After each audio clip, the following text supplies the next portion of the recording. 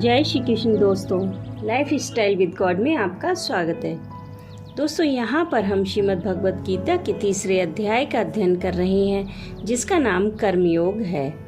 आज हम 5वें और 6ठे श्लोक का अध्ययन करेंगे।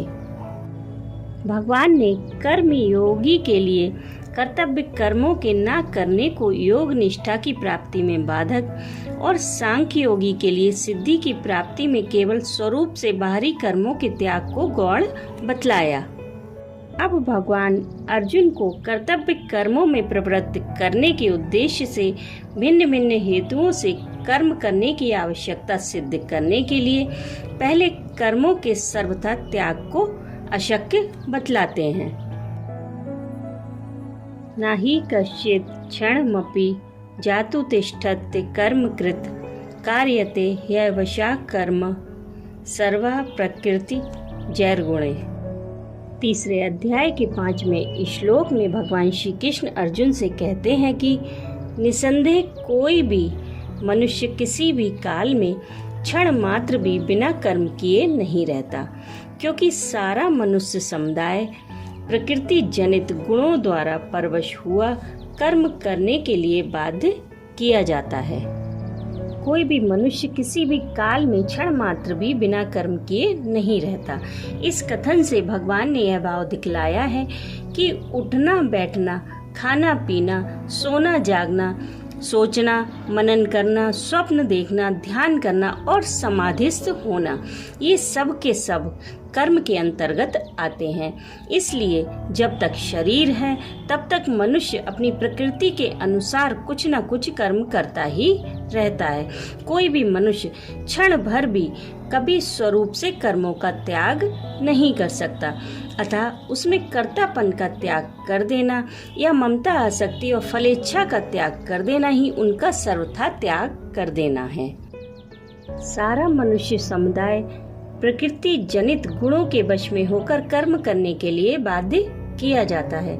इस कथन से भगवान ने यह भाव दिखलाया है कि सर्वः पद समस्त प्राणियों का वाचक होते हुए भी यहाँ खास तौर पर मनुष्य समुदाय के लिए प्रयोग किया गया है, क्योंकि कर्मों में मनुष्य का ही अधिकार है और पूर्व जन्मों के किए हुए कर्मों के संस्कार जनित स्वभाव के परवश होकर जो कर्मों में प्रवृत्त होना है, यही गुणों के वश में होकर कर्म करने के लिए बाध्य होना है।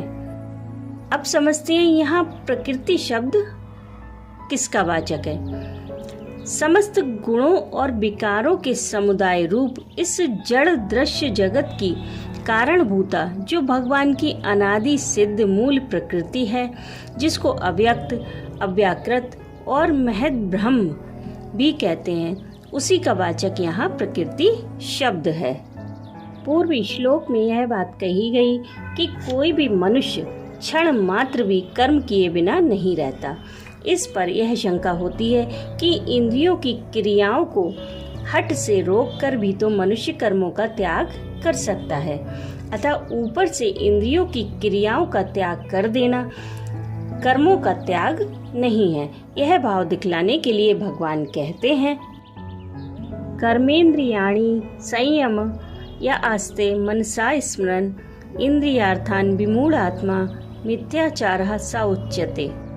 तीसरे अध्याय के 6ठे श्लोक में भगवान श्री कृष्ण अर्जुन से कहते हैं कि जो मूढ़ बुद्धि मनुष्य समस्त इंद्रियों को हठ पूर्वक ऊपर से रोककर मन से उन इंद्रियों के विषयों का चिंतन करता रहता है, वह मिथ्याचारी अर्थात दंभी कहा जाता है। अब समझते हैं कि यहाँ कर्मेंद्रियाणि पद किन इंद्रियों का वाचक है और उनका हठ पूर्वक रोकना क्या है। यहाँ पर कर्मेंद्रियाणि पद का पारिभाषिक अर्थ नहीं है, इसलिए जिनके द्वारा मनुष्य बाहर की क्रिया करता है अर्थात शब्द आदि विषयों को ग्रहण करता है, उन श्रोत्र, त्वचा, चक्षु, रसना और घ्राण तथा वाणी, हाथ पैर उपस्थ और गुदा, इन 10 इंद्रियों का वाचक है। क्योंकि गीता में श्रोत्र आदि 5 इंद्रियों के लिए कहीं भी ज्ञानेंद्रिय शब्द का प्रयोग नहीं हुआ है। इसके सिवा यहाँ कर्मेंद्रियों का अर्थ केवल वाणी आदि 5 इंद्रियां मान लेने से श्रोत्र और नेत्र आदि इंद्रियों को रोकने की बात शेष रह जाती है, और उसके रह जाने से मिथ्याचारी का स्वांग भी पूरा नहीं बनता तथा वाणी आदि इंद्रियों को रोककर श्रोत्र आदि इंद्रियों के द्वारा वह क्या करता है, यह बात भी यहाँ बतलानी आवश्यक हो जाती है। किंतु भगवान ने वैसी कोई बात नहीं कही है एवं अगले श्लोक में भी कर्मेंद्रियों द्वारा कर्मयोग का आचरण करने के लिए कहा है, परंतु केवल वाणी आदि कर्मेंद्रियों द्वारा कर्मयोग का आचरण नहीं हो सकता, उसमें सभी इंद्रियों की आवश्यकता होती है। इसलिए यहाँ कर्मेंद्रियाणि पद को जिनके द्वारा कर्म किया जाए ऐसी सभी इंद्रियों का वाचक मानना चाहिए, और हट से सुनना, देखना आदि क्रियाओं को रोक देना ही उनको हठपूर्वक रोकना है।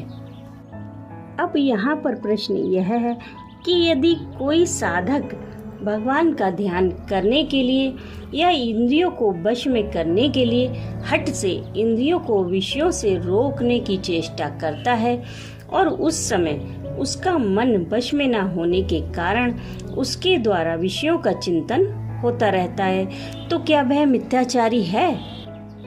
वह मिथ्याचारी नहीं है, वह तो साधक है, क्योंकि मिथ्याचारी की भांति मन से विषयों का चिंतन करना उसका उद्देश्य नहीं है।